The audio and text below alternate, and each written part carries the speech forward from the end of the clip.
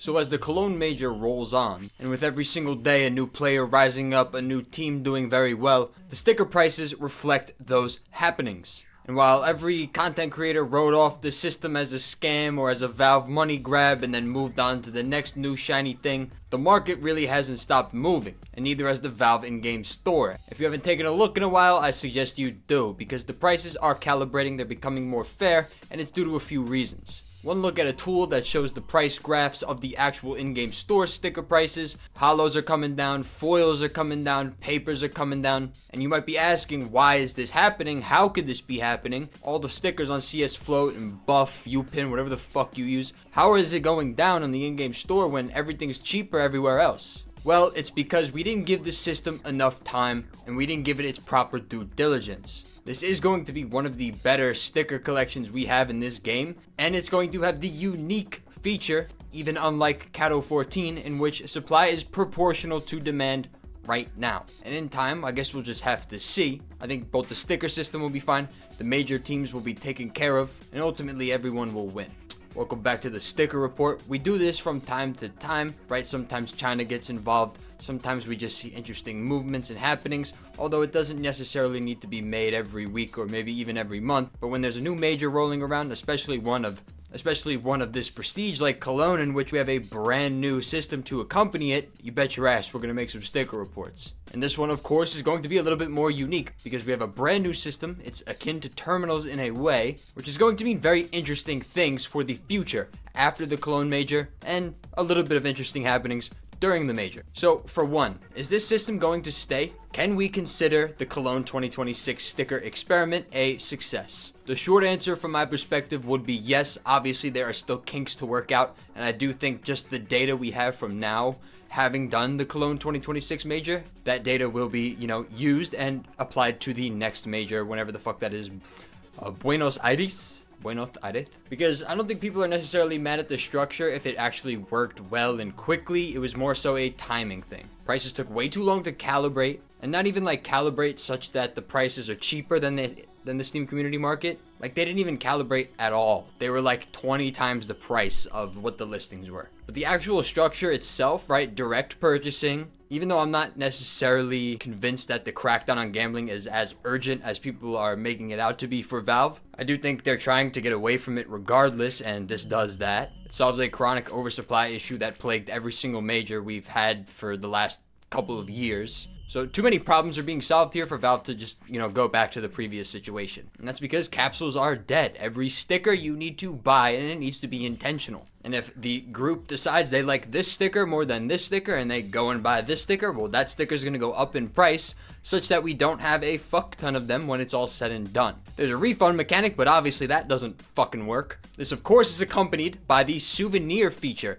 and the souvenir feature works in tandem with the sticker feature, which we'll get to in a moment. But without the souvenir feature and the overhaul the souvenir system saw, the sticker system would be very much in a worse state than what it is right now, because right now it looks pretty healthy. Now, obviously, we don't know because the armory has not come yet, but because we don't have those slot animations when you redeem like the Sport and Field collection, for example, it kind of makes me think, why didn't Valve just go ahead and use the armory, right? Have capsules, but you don't have the spinning animation. You just redeem an armory collection technically, but it's Cologne 2026. You get a sticker and, life moves on just without the animation. I think people would be able and live with that. But not only that, but you solve the star problem, the bot farming stars and the people hoarding stars for the next rotation. It feels like an obvious move. The only reason I don't think they did the armory thing is because we have been waiting a while, so maybe we should be expecting something changing overhaul-wise to the armory in terms of redemptions.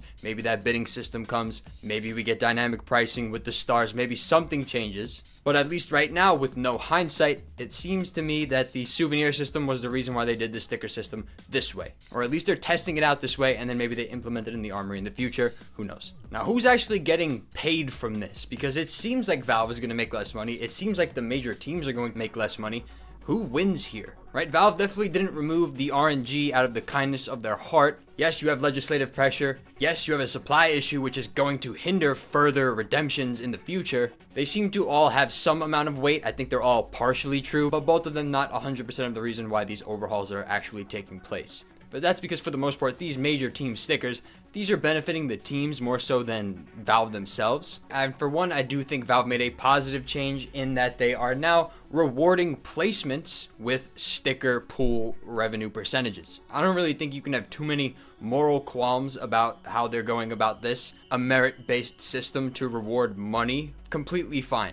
And to be honest, if we actually look at it from a work perspective, the dudes who play 3 maps then get eliminated, they're providing roughly 3 hours of entertainment time for Valve for ESL. Donk, Spirit, they're going to play 25 maps, so they're playing more time. Like, they're physically contributing more of their individual time to the event, to the organizations involved, to Counter-Strike, so they deserve a bigger piece of the pie. Skins.com is the newest sponsor on our channel. They have just released a P2P trading platform looking to compete with the best players in the space. If you don't want to wait that long, they do have an insta-sell feature on the site in which the rates are the best I've seen, just straight up. When the market is down, everything is on sale. And with the deals you're getting on skins.com, you could start your position basically up 20 to 25%. Try out skins.com and be a part of the future of CS2 skin trading. Right? Fur, the Brazilian player on Game & Gladiators, he played like 3 matches in the last 5 years. He does not deserve the same amount of money as someone who's been playing for the last 3 years every day.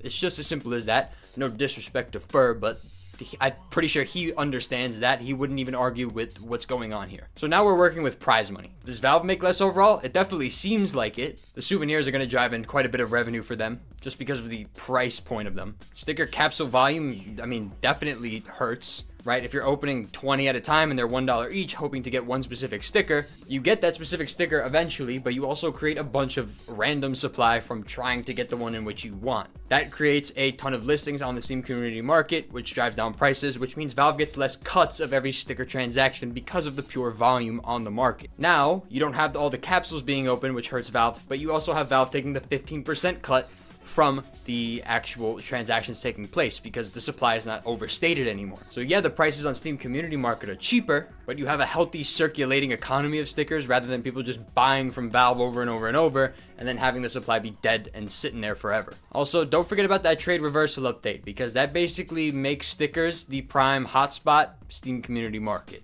Because if you want to buy a sticker, you probably want to apply it if you're a casual player. You have to wait 8 days if you buy it on CS Float. You don't have to wait 8 days if you buy it on Steam Community Market. You are now incentivized to use Steam. So Valve probably takes a little bit of a hit revenue-wise right now, but they actually see more long-term revenue from Cologne 2026. I guess we'll have to wait and see as far as that goes, but it definitely seems that way. So that's the general state of these stickers as far as sentiment, as far as reasoning, why Valve would do something like this. But now we can actually talk about the sticker system. The actual engine deciding what you're going to pay every hour and a half or so, whenever the fuck it decides to update. Now, when we first started talking about stickers and the prices looked exorbitant when the prices first hit the Steam community market, it was because the major hadn't started yet, and thus there was no souvenirs out. And souvenirs, as I alluded to before, are actually the driving factor in what's going to make prices steady and reach equilibrium over time. So the gold stickers themselves, while they were valued as much as gold stickers were at the start, have become extremely expensive due to the souvenir system. Right before this, no one liked fucking gold stickers. They were reds, but you wanted the hollow, the pink. So like, it was actually a worse deal to get the red. But now, since you have to craft your own souvenirs intentionally and people are actually using the system, shocker, the relative demand sticker-based system in Cologne 2026 takes into account what souvenirs are being made, thus driving up gold prices. But that's where the system really starts to work and the engine really starts to move. Because if all of the hollows and foils and papers are more expensive on the in-game store as opposed to the Steam community market, and the only things being bought are gold souvenir stickers, well then all the golds are skyrocketing in price, and all of the hollows, foils, and papers are now going down because of the relative demand system. As they go down and trend down, some more popular stickers like Liquid or FlyQuest, ones that people universally like, they start to taper off at like $30. The ones that no one likes, like Meeber and Heroic, they start to taper off but much lower at like $7 to $8. You get what I'm saying. But the stickers, the souvenir guns, those are the things actually finding equilibrium pricing. The individual gold stickers, well, those are going to be the biggest winners, right? Just completely outright in terms of short-term flipping. If you bought before the souvenir guns were actually able to be redeemed, you're probably going to win here. one gold sticker is going to be like a fucking symbol of wealth in like a year. I don't know how much they'll be actually demanded, but there's not going to be a lot of them anyway because they're fucking expensive. And I guess that's why they have such a weird system for the souvenirs, right? 4 stickers, it takes into account their actual market price, but then it gets discounted, right? As opposed to just charging a flat rate. So don't be fooled, the system is very intentional by Valve, it's very smart, and it's actually starting to do its job now. Moral, immoral, whatever you want to say, they were just taking advantage of your new item hype when you bought your fucking stickers for $200, whatever. But then it starts to work like a seesaw almost, right? Because if people are redeeming souvenirs, all the foils, hollows, and papers go down. But when you flip it, no one's ordering souvenirs, and people are just getting all the foils, hollows, and papers, well, then it starts to go back up. And then there's a balancing act. Compare this to previous majors where souvenirs were just being redeemed and sticker capsules were just being redeemed. There's just too many fucking stickers for each one major. Like, there isn't enough people to go around to play with all these fucking stickers. Now you have a seesaw type act. If people are redeeming here, then no one's redeeming here. If people are redeeming here, then no one's redeeming here. So the amount of souvenir guns and actual stickers in supply now kind of work in tandem to make sure that there isn't too much oversupply in general. And now the calibration is really starting to take place, and you can actually see some hollow stickers on the market right now are in line or even cheaper than what they would be in a capsule from a previous major. And the driving factor seems to be souvenir redemptions, which is probably going to be the main revenue builder for Valve and for the teams involved with the major. And the prices are only going to get better in theory, right? As more teams play, more souvenirs come out, more historic matches are played, more banger plays are made, more souvenirs are crafted, hollows, foils, papers go down. And that's not to say there isn't fluctuations within those foils, hollows, and stickers, right? You have like Big fucking made the sick ass comeback, and then their fucking stickers went sky high. Those stickers suck. They've always sucked. But if you had them, then you made a little bit of short-term profit. In a way, it works like a prediction market. I talked about this before in a previous video. You can look at it if you want.